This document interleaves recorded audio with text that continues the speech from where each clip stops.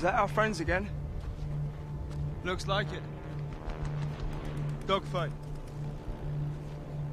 Who's winning? Us, I think.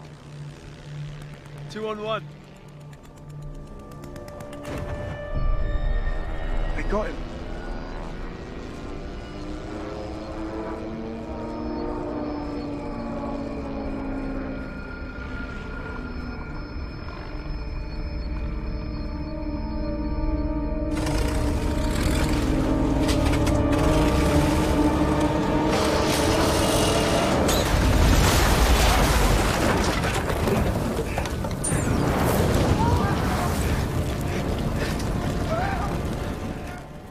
...1917...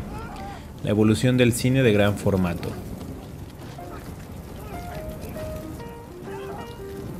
Dirigida por Sam Mendes y retratada por Roger Deakins, 1917 es un paso más en la transformación de la experiencia cinematográfica, un cine realmente inmersivo.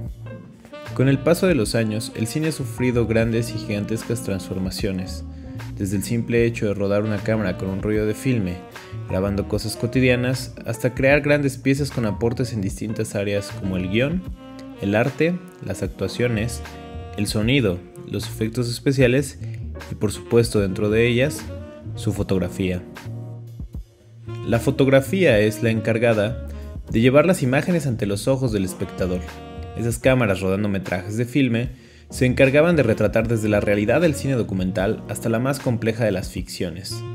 Los sistemas de proyección, la evolución del cinema como teatro, tenían una finalidad clara: sumergir al espectador en la cinta, pensarla, cuestionarse, pero sobre todo, sentirla. Durante muchos años, el proceso cinematográfico fue muy similar, lo cual dio pie a que la innovación caminara lento. Entre los años 50 y los años 90 la técnica era sumamente similar en cómo se hacían las películas. Pese a una evolución tecnológica clara, el proceso era en esencia el mismo: una cámara de Super 35 mm con metrajes de aproximadamente 12 minutos dentro de ellas. Estos se unían en el proceso de edición con cortes de tijera y cinta hasta llegar a un metraje más largo, y así obtenemos un largometraje.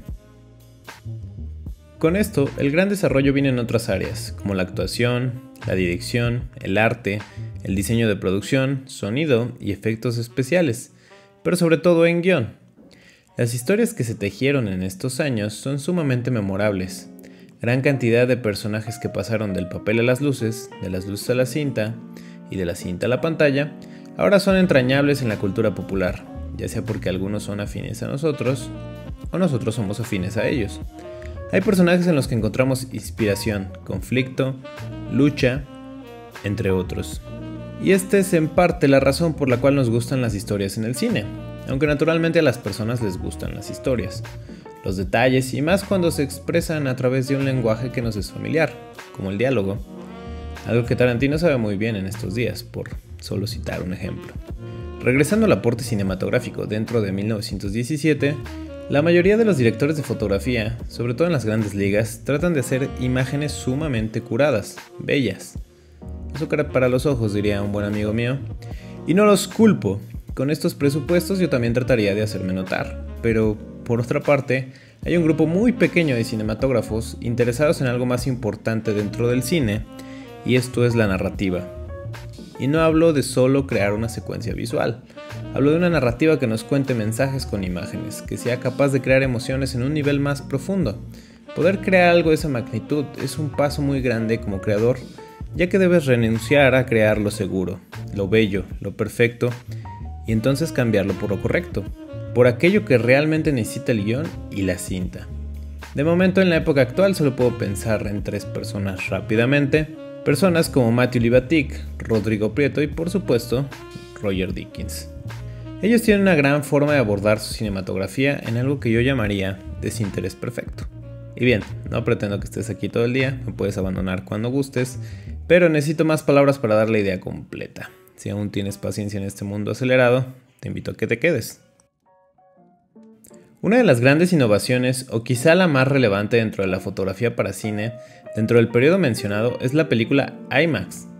Este gran pedazo de filme, que era al menos 4 veces más grande que el filme tradicional de Super 35 mm, surgió en la década de los 60s y en medida que ha sido explorada se comenzó a utilizar con más frecuencia por dos principales razones que van de la mano. Crea una experiencia más inmersiva, ya que retrata un ángulo más amplio que la película convencional, con las mismas distancias focales, y además te permite experimentarse en tamaños de pantallas mucho más grandes. Hasta aquí todo muy bien, solo que la IMAX tiene un inconveniente. En primer lugar, es un sistema muy costoso, y en segundo, es grande. Y cuando digo grande, realmente quiero decir grande. El problema de las cámaras grandes es que son difíciles de mover y de trabajar con ellas, con lo cual se limita en gran medida la narrativa que se puede crear a través de su experiencia inmersiva, ya que aunque el formato lo es, el movimiento de cámara no tanto. Con respecto a crear inmersión en cuanto a la flexibilidad de la cámara, tenemos dos principales herramientas narrativas. Una de ellas es el point of view o punto de vista y otra es el plano secuencia. El primero nos mete en la cabeza del personaje, eso es claro, es la inmersión más directa y nos vuelve al personaje principal. El segundo, popularizado por Hitchcock en Rope, nos vuelve un personaje, otro partícipe de la trama. El cine nos cambia el acto teatral y pasamos de la silla al escenario. En ese momento estamos dentro, somos uno con la experiencia, más allá de la historia. Con distintos avances como los Steadicams y ahora recientemente los estabilizadores robóticos como los gimbals, este tipo de narrativa se puede emplear de maneras que nunca antes fueron posibles, permitiéndonos realmente navegar en cualquier escenario existente. Bien, ya casi nos acercamos. Continuando con la evolución, la década concluyente me ha dejado un gran sabor de boca y creo que esto comenzó con Gravity. Cuarón y Lubezki lograron crear una gran experiencia inmersiva dentro de la cinta. Fue una película de 90 minutos que realmente transcurrió en 90 minutos. Y recuerdo claramente que esa cinta fue un gran objeto de debate. Un gran grupo la aclamaba y otro gran grupo la despreciaba, principalmente por la falta de guión o historia. Lo que probablemente todo este grupo se perdió fue la experiencia, la estimulación, los sentidos, la ansiedad y los grandes planos secuencias fueron gran parte de esta hazaña, un paso adelante en la narrativa. Este recurso, también dominado por Cuarón y Lubezki desde Children of Men, tuvo un gran eco en la década, seguido de Birdman y Revenant, que sobra decir que fueron grandes cintas con o sin galardones. Este enfoque influenció en gran medida cintas consecuentes. Mother de Darren Aronofsky es otro gran ejemplo de una renovada narrativa inmersiva.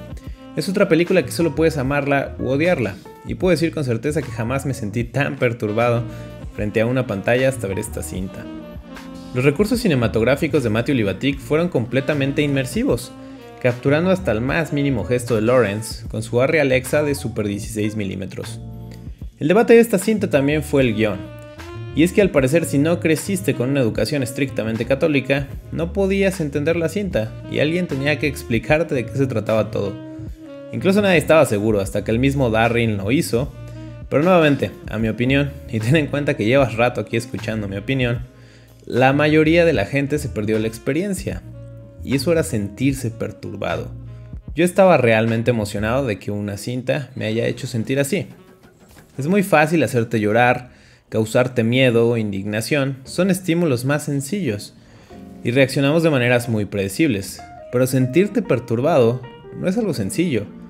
No he vuelto a ver esta cinta porque estoy seguro que lo que experimenté no se puede reproducir en un LCD, en un Blu-ray disc o a través de un servicio de streaming.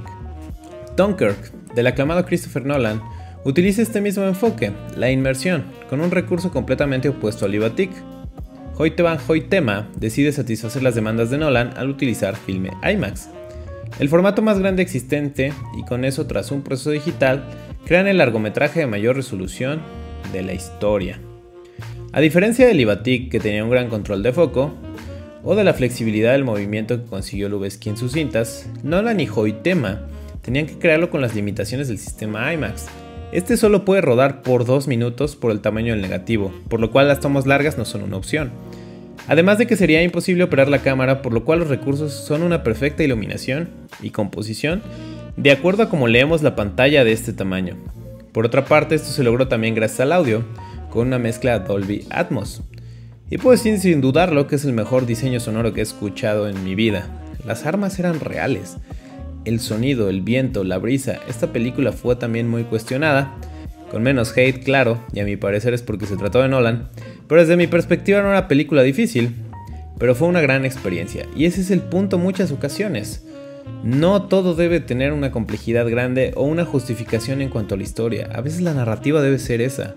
La experiencia, el sentir. No tratar de sobrepensar el cine y simplemente vivirlo. Aunque claro está, este cine no es ni será para todos. 1917 de Sam Mendes, desde mi perspectiva, la cereza del pastel de la década, la consolidación de esta nueva ola de cine, de estas experiencias inmersivas y el puente a la siguiente década.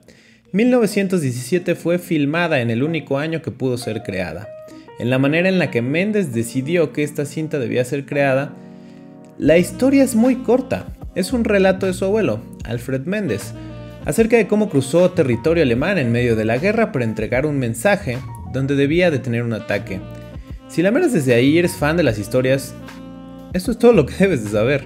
Ahora, ¿por qué solo pudo ser creada de esta manera en este momento? Mendes decidió que esto tenía que ser un falso plano secuencia.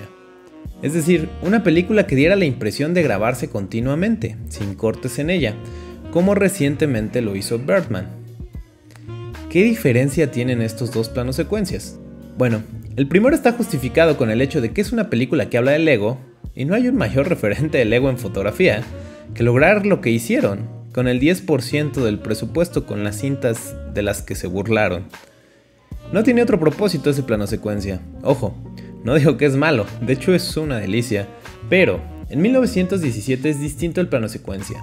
Tiene como lugar la manera en la que uno escucha, en este caso Mendes, imagina la historia que le cuenta su abuelo.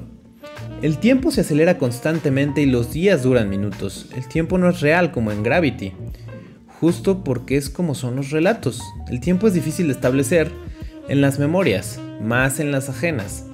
El relato es sumamente descriptivo y con gran atención en los detalles, y esto lo obtienes a través de las imágenes. 1917 se grabó con una Arri Alexa Mini LF, la primera cámara de este tipo, creada justo en el tiempo que Dickens la necesitaba para esta cinta. Prácticamente podemos decir que Dickens pidió una cámara para esta película. Puedes mirar el detrás de cámaras para darte cuenta, pero el tamaño de esta cámara hace que sea posible usarse en todo tipo de dispositivos, como grúas, drones, toninas y por supuesto operadores de cámara con Steadicam o gimbal.